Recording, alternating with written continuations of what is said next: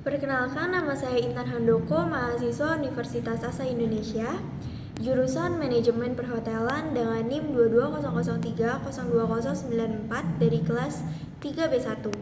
Di sini saya akan melakukan simulasi 11 kompetensi untuk mata kuliah Manajemen Pemasaran 1. Yang pertama ada elemen pemasaran. Sarila Jakarta merupakan hotel bintang 5 yang berlokasi di Jalan Jenderal Sudirman, Karet-Tengsin, Jakarta Pusat. Jaringan hotel ini berbasis di Hong Kong yang merupakan grup hotel mewah terkemuka di Asia Pasifik. Hotel ini menyediakan berbagai fasilitas yang dapat pengunjung nikmati sesuai dengan harga yang dibayarkan. Sarila Hotel Jakarta juga mempunyai berbagai venue untuk menyelenggarakan event dengan kapasitas yang menyesuaikan pelanggannya, mulai dari jumlah pengunjung puluhan hingga ribuan. Untuk target pasar dari Sarila Hotel Jakarta adalah dari kalangan menengah dan kalangan atas yang bekerja di beberapa perusahaan besar yang ada di sekitar Sarila Jakarta. Yang kedua ada rencana penjualan. Sebagai seorang sales di Hotel Sarila Jakarta, kita perlu mencari data calon pelanggan yang relevan untuk kita hubungi nantinya. Salah satu cara mencari calon pelanggan yaitu dengan menghubungi perusahaan yang ada di sekitar Hotel Sarila Jakarta. Berikut ini adalah data perusahaan calon pelanggan potensial yang ada di sekitar Sarila Jakarta. Yang ketiga ada rencana aktivitas penjualan. Sebagai seorang sales, kita perlu menyusun aktivitas dan target harian dalam menghubungi perusahaan sekitar untuk menjual produk yang ada di hotel tempat kita bekerja. Sales harus memastikan bahwa jadwal yang akan dipilih tidak bentrok dengan yang lainnya. Yang keempat ada komunikasi efektif. Dalam berkomunikasi dengan pelanggan, kita harus mengidentifikasi gaya dan teknik komunikasi dalam menghadapi pelanggan. Yang kelima, pendekatan calon pelanggan. Dalam melakukan pendekatan kepada calon pelanggan, kita dapat menghubungi melalui beragam media komunikasi dengan menggunakan data yang relevan.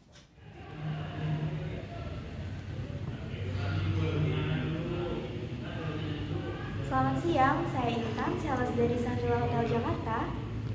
Ya, siang Mbak Ita. Di sini saya mau menawarkan meeting package Pak untuk bulan ini.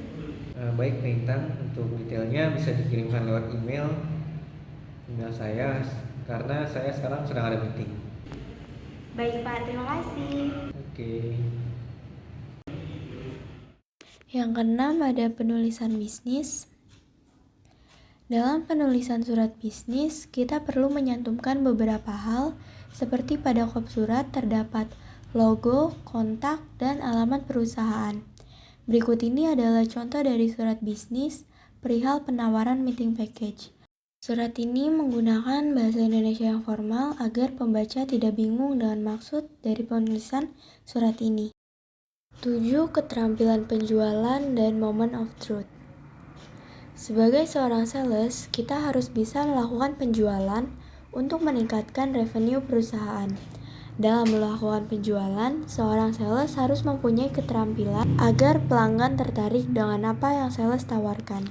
Berikut ini adalah contoh brosur dan kartu nama yang perlu disiapkan oleh sales saat akan menemui pelanggan. Selamat pagi Pak Febri, perkenalkan saya Intan, sales supervisor dari Sarila Hotel Jakarta. Ini kartu nama saya. Mbak Intan. Baik Pak Febri, di sini saya mau menindaklanjuti pembicaraan kita perihal penawaran meeting package yang sebelumnya sudah saya tawarkan melalui telepon dan email Bapak. Di sini saya akan menjelaskan lebih detail lagi jika ada yang belum Bapak pahami. Jadi gini Mbak Intan, saya memesan venue Surabaya untuk 25 pax yang half day meeting. Itu harganya berapa ya? Totalnya itu jadi 21.628.000 Pak. Itu ada diskonnya nggak? Untuk penawaran meeting package bulan ini Bapak bisa dapat diskon sebesar 5%. Jadi totalnya 20.500.000 dengan minimal membeli 5 hampers untuk Natal, Pak. Boleh dilihat dulu brosurnya.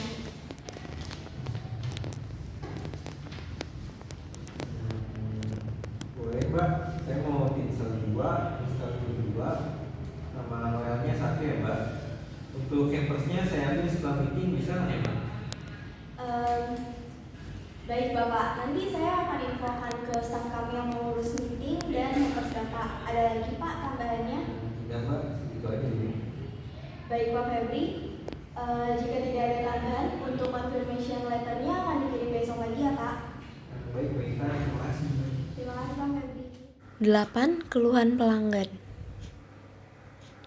Menerima keluhan pelanggan yaitu dengan cara mendengarkan semua keluhan pelanggan, mengonfirmasi ulang keluhannya, lalu meminta maaf atas ketidaknyamanan yang dialami.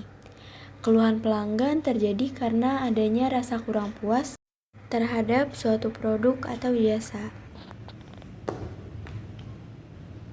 Selamat pagi, saya Intan. Ada yang bisa saya bantu? Halo, selamat pagi Mbak Intan. Ini saya Febri dari PT Artaloka Indonesia yang kemarin memesan meeting package untuk tanggal 10 Desember. Baik Pak Febri, ada yang bisa saya bantu?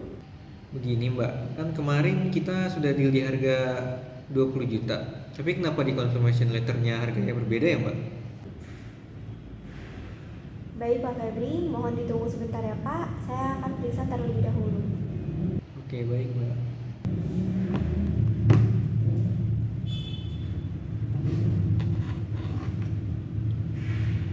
Baik Pak Febri, maaf atas ketidaknyamanannya. Ternyata benar adanya kesalahan dari kami dalam menginput jumlah uang yang harus dibayarkan. Iya Mbak Intan, lalu solusinya gimana ya? Saya tetap bayar dengan harga yang sudah deal kemarin kan? Iya Pak, Bapak cukup bayar dengan harga yang sudah deal kemarin saja. Untuk confirmation letternya nanti segera saya perbaiki, lalu saya kirimkan melalui email Bapak ya. Baik Mbak Intan, terima kasih. Mohon maaf sekali lagi Pak, terima kasih.